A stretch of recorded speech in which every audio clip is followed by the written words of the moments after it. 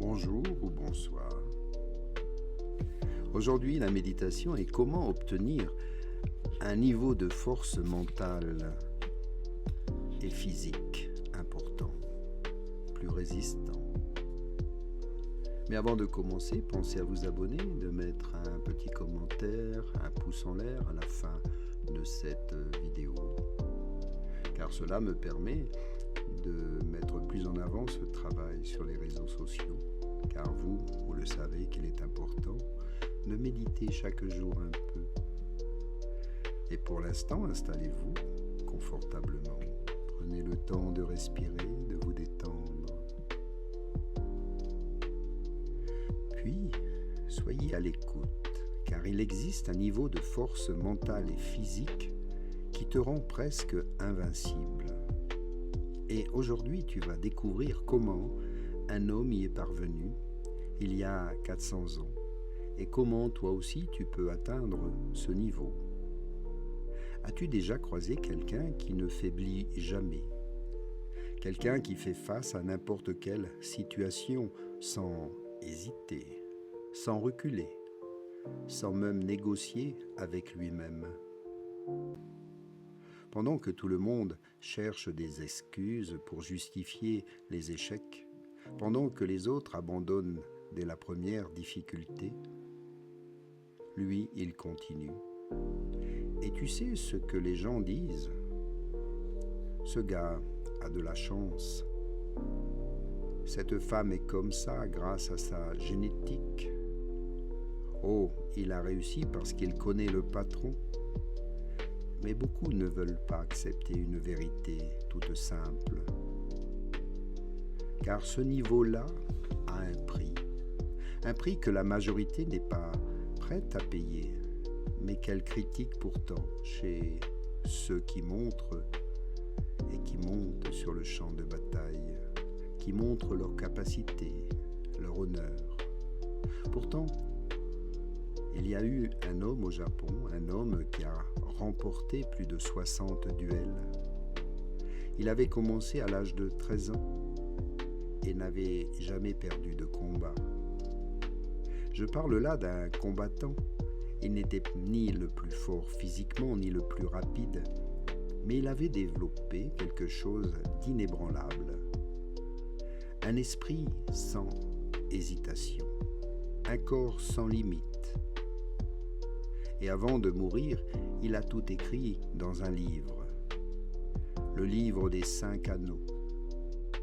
Et dans ces pages, il a laissé la carte exacte pour transformer ton esprit et ton corps, au point que les gens te regarderont en se demandant « Mais comment c'est possible ?» Mais attention, il y a peut-être un piège. La méthode de ce combattant ne repose pas sur la motivation. Elle repose sur l'élimination. Il n'a pas construit sa force en ajoutant des choses. Il l'a construite en retirant tout ce qui l'en empêchait. Et avant que je t'explique exactement comment fonctionne ce système, je t'invite à te questionner. Quelle est ta plus grande faiblesse mentale ou physique que tu voudrais, que tu veux éliminer? Alors merci pour ton attention. Allez, on commence. Tout d'abord, le réveil. L'histoire, aujourd'hui, commence avec un homme. Lucas, un ingénieur de 32 ans, marié, 2 enfants, une vie normale, des problèmes normaux. Mais Lucas avait un problème bien particulier. Il était faible, pas seulement physiquement, mentalement aussi.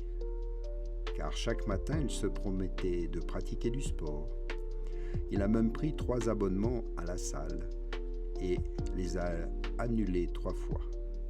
Il commençait un régime le lundi, le brisait le mercredi. Il promettait de se lever tôt, puis éteignait son réveil et se rendormait. Toujours le même schéma, intention forte, exécution faible. Et ce n'était pas tout. Au travail, dès que ça devenait difficile, il se figeait, fuyait les discussions sérieuses, même avec sa femme, il les repoussait. L'éducation des enfants, il laissait sa femme gérer. Lucas vivait en pilotage automatique. Il réagissait, mais il n'agissait plus. Jusqu'au jour où il a fait une crise de panique devant son patron en pleine réunion. Le cœur qui s'emballe, les mains moites, vertige. Il a même dû sortir de la salle. Les examens médicaux étaient normaux. Le diagnostic, stress, anxiété, absence de finesse mentale. Le médecin lui a dit quelque chose qui a tout changé. Ton corps réagit à des menaces qui n'existent pas, parce que ton esprit n'est pas entraîné à distinguer le danger réel du simple inconfort.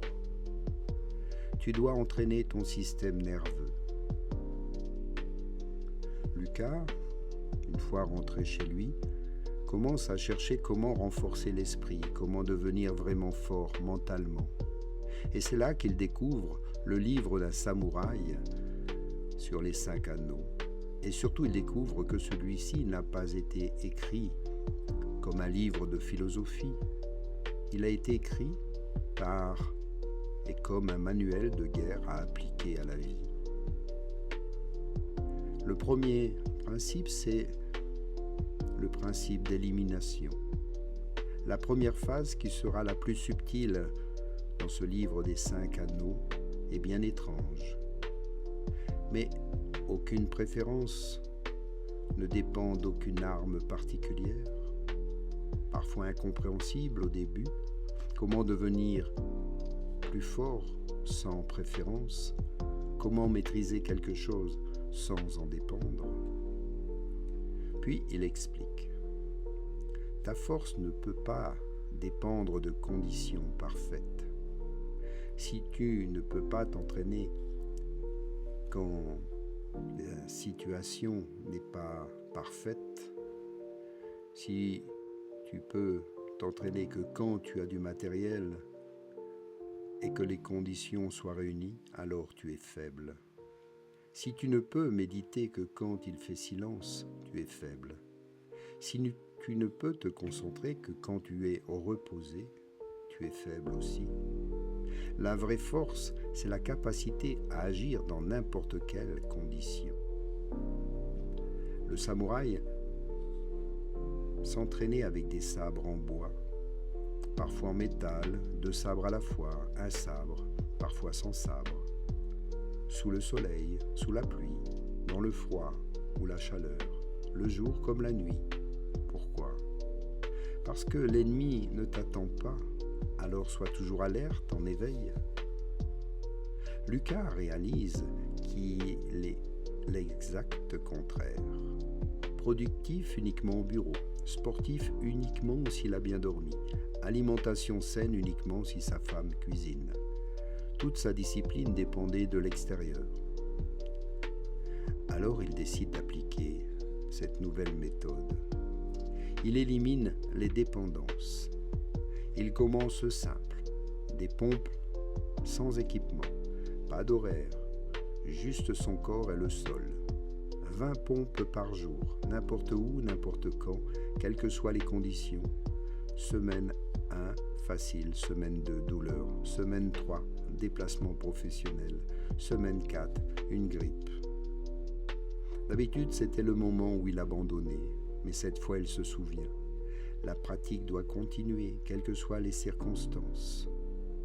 Hôtel, pompe dans la chambre. Grippe 10 au lieu de 20. Plus d'énergie?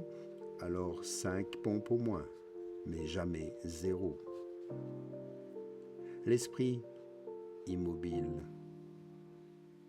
À 40 jours, Lucas fait ses pompes automatiquement, mais son esprit reste et toujours chaotique. Stress du travail, problème d'argent, peur de décevoir sa famille. Physiquement, plus fort, oui, mentalement toujours fragile. C'est l'esprit immobile. Il découvre alors le concept que les sages considèrent plus important que toute technique de combat. C'est faire la paix de l'esprit. Au quotidien, l'esprit qui ne change pas. Au moment du combat, ton esprit doit être le même que lorsque tu bois du thé. Pas d'excitation, pas de peur, juste ta présence. Comment rester calme quand quelqu'un veut te tuer? La réponse est brutale par sa simplicité. Tu entraînes ton esprit à ne pas réagir, mais tu ne supprimes pas pour autant la peur. Tu deviens quelqu'un qui n'a plus besoin de réagir à la peur, simplement. Alors Lucas essaye. Dès qu'il sent l'angoisse monter dans les embouteillages, en réunion stressante, en dispute, il respire. Observe la sensation, sans réaction. Simple en théorie, torture en pratique. Mais un jour, ça marche. Son patron se met à lui hurler dessus devant tout le monde. Avant, sueur, panique, paralysie, mais cette fois-ci, peur, bien sûr ressentie, reconnue même, puis silence intérieur. Il répond calmement. Sa voix ne tremble pas, ses mains ne bougent pas. Le patron est même déstabilisé. Lucas vient d'accéder pour la première fois à l'esprit qui ne bouge pas. Un scientifique de Stanford en neurosciences explique: observer ses émotions sans réagir modifie littéralement la glande de l'amygdale. Avec le temps, ce qui déclenchait la panique déclenche maintenant simplement une reconnaissance. C'est la voie du guerrier, avoir un esprit calme dans un corps solide. Ce n'est pas une illusion. Tu peux avoir bien sûr le contrôle émotionnel parfait, mais si ton corps ne suit pas, alors tu perds. Alors entraîne-toi durement pour fortifier le corps, car quand le corps est faible, l'esprit chancelle. Alors prends-en toi aussi conscience. Maintiens un esprit calme, observe, comprends, respire et continue de t'entraîner. Deviens plus fort. Merci pour ton écoute et à bientôt pour la suite. Namasté.